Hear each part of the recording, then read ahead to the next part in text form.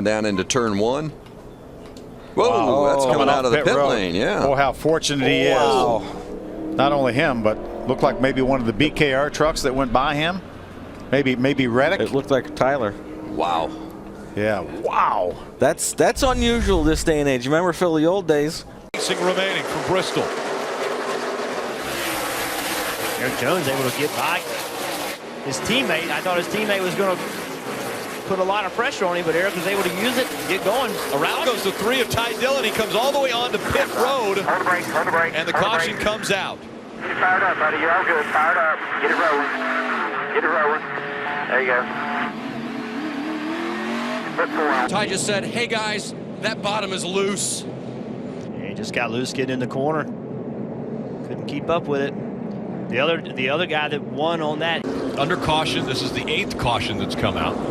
And that is a good point. To Jeff's point, NASCAR is scanning all of these drivers. It's not just the safety workers that they listen to as far as if the racetrack is back in raceable condition. They're going to listen to the drivers, and if somebody had a complaint, it would make a difference. You see, Crash coming onto pit road. Kyle Larson, late decision, wanted to come to pit road. Kyle Busch looked like he was going to come off of pit road. They hit. Pit road. Looks as though Logano's going to stay out. Kyle Larson looks like he's going to stay out. Kyle Busch decides to come in. Well, then Kyle Busch changed his mind, took a hard right to go back on the racetrack at the same time that Kyle Larson decided to take a hard left and come to pit road. Confusion getting onto pit road.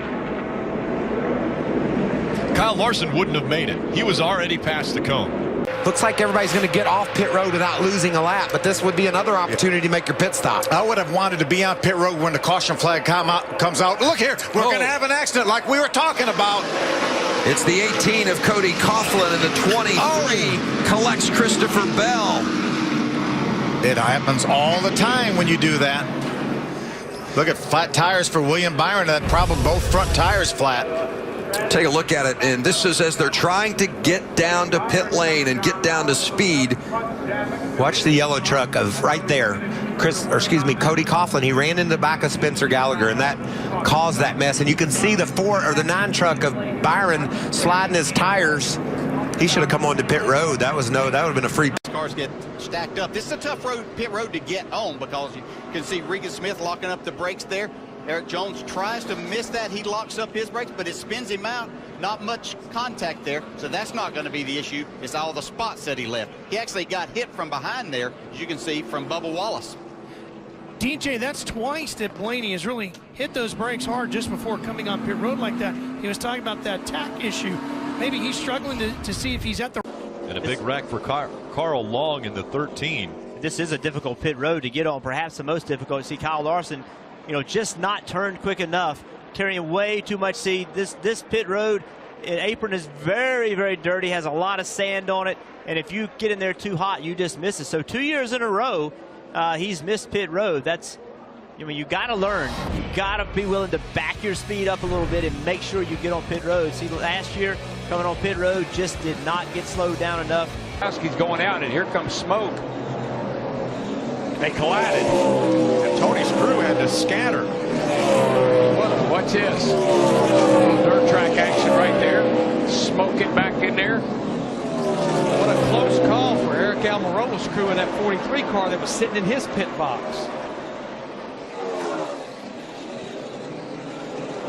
Wow. And that close call right there. And you'll see right here, when the jack drops, it's Carl's sign to leave, and the crew member's trying to get it out of the back window, but just doesn't do it. I mean, that's as much of an effort as you can give as a crew member trying to get that wrench out. I wonder, Andy Petrie, would taking equipment out of the box include dragging a crewman out of the box? Well, I don't know if the crewman counts as part of the equipment, but as you can see, that at least part of that wrench was still in the car. But even if not, that would still have been a penalty because they carried that equipment outside of the pit box before they removed it. Not just a traffic jam, but a collision on pit road. Look at the nose of Jimmy Johnson's car. He got into the back of Kyle Busch exiting their pits when Busch had to brake for a car that jumped out in front of him. Kevin Harvick jumped out in front of Kyle, and he had to get on the brakes and then contact. Damaged the right rear corner of Kyle's car. Yeah, look. Oh, problems here. Every pit road and going over the double jump is the 15, just launching the truck into the sky is Mason Mingus. Look at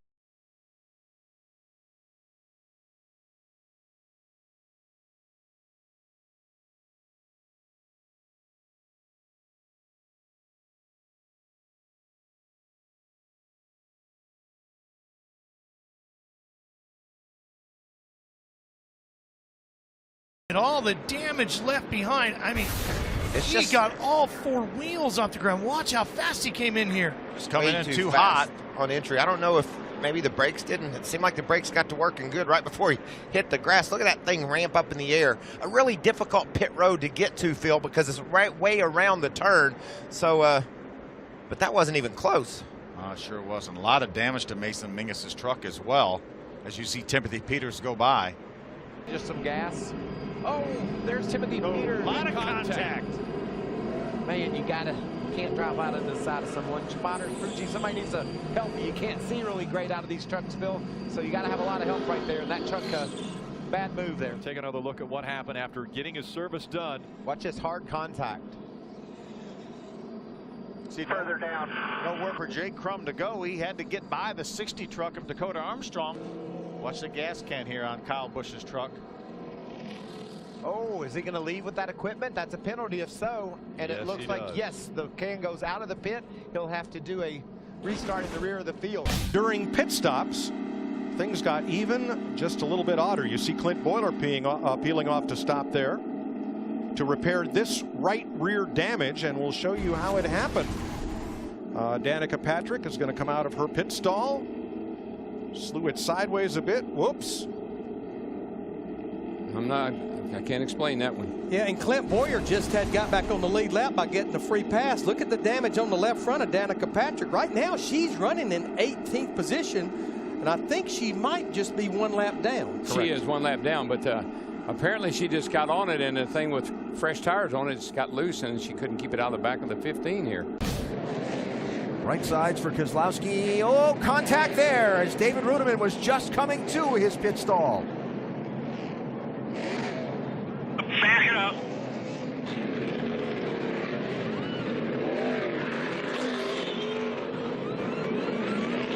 Brad Keselowski came in 10th. Don't know how much damage he got there. That's a pretty good lick, though.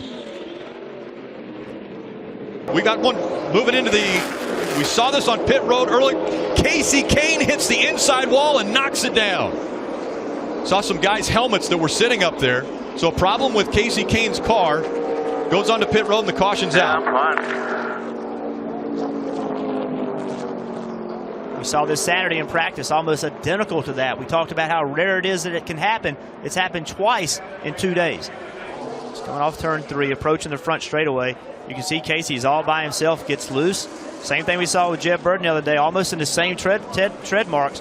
Can't get the car all the way spun out. Now I'll be honest with you, he's long for the ride, trying to keep from hitting the inside wall, but there's just no stopping it at this point. For the lead, Juan Pablo Montoya and Bobby Labonte were racing right in front of him in turn 4. Yeah, and this at Mark had caught these cars. You can see Bobby Labonte looks like just loses it, gets loose with that car right up behind him there. But Mark had been there for a while, and you can see Mark spinning now. Not much you can do except hold on and lock the brakes as a driver at this point in time. And right there. Oh. Yeah, I was lucky the crew members weren't injured there as well. I'm telling you, that was just a crazy accident. Mark's trying to keep it off the wall right here and keep it a little damaged as he possibly can, but just can't get it back out.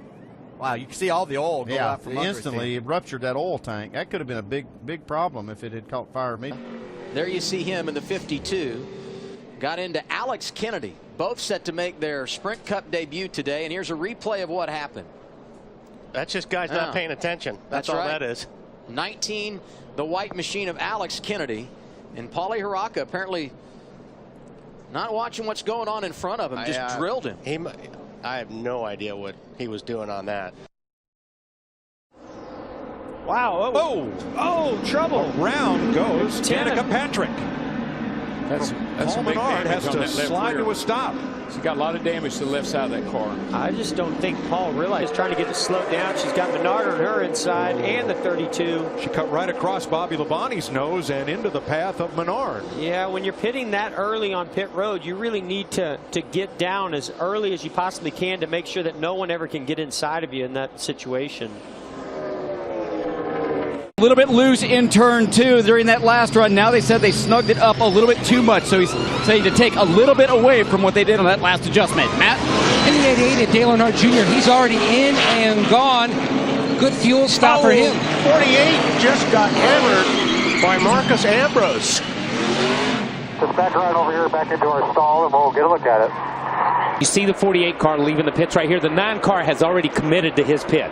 Nothing can be done at that point in time. Jimmy's on full bore leaving. The 9 car's on the brakes trying to get in and run out of room. And you can't see, I mean, Jimmy Johnson can't see over there in that right rear corner. All you're doing is going off of who's telling you go, go, go, clear or whatever.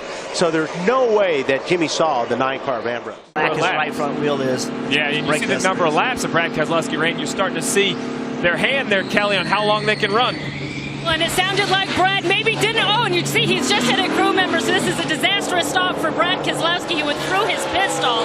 He didn't hear Paul Wolf, his crew chief, call him in the stall. He's just too fast.